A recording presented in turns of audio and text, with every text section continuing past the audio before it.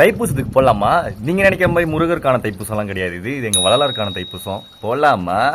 லோகேஷ் நான் தான் உங்கள் பேசுகிறேன். நம்ம சேனலுக்கு புதுசாக இருந்தால் மறக்காம என்னை ஃபாலோ மட்டும் பண்ணி வச்சுக்கோங்க. என்னை ஃபாலோ பண்ணுறனால உங்களுக்கு என்ன பெனிஃபிட் பார்த்தீங்கன்னா, நானும் உங்களை ஃபாலோ பண்ணுவேன். குறிஞ்சிப்பாடியிலேருந்து வடலூர் போகிற பக்கம் பார்த்தீங்கன்னா செம்ம டிராஃபிக்காக இருந்துச்சு. நினச்ச மாதிரியே வடலூர்லேயும் செம்ம டிராஃபிக்காக இருந்துச்சுங்க. ஒரு வழியாக அங்கே போய் சேர்ந்ததுக்கப்புறம் தாங்க தெரியுது மொத்த ஊருமே அங்கே தாங்க இருக்குது. ஏன்னா அவ்வளோ பேர் இருக்காங்க இன்றைக்கி அங்கே. ஒரு வழியாக சத்யநாராயண சபை பக்கத்தில் போயிட்டேங்க. பார்க்குறதுக்கு இன்றைக்கி ரொம்பவுமே சூப்பராகவே இருந்துச்சுங்க. அதுக்கப்புறம் நம்ம எப்பயுமே இந்த ஜோதியெல்லாம் போய் பக்கத்தில் போய் பார்க்க மாட்டோம். வெளியே ஸ்க்ரீனில் போட்டிருப்பாங்க, அதை பார்த்துட்டு அப்படியே ஓடிடுறது அந்த இடத்துலேருந்து. மற்ற ஃபெஸ்டிவல் மாதிரி அன்னதானம் தான் தேடி அலைய தேவையில்லை. இங்கே திரும்ப இடம் எல்லாமே அன்னதானம் தான். நீங்கள் எங்கிட்ட திரும்பினாலும் அன்னதானம் போட்டுக்கிட்டே இருப்பாங்க, சாப்பிட்டுக்கிட்டே இருக்கலாம்.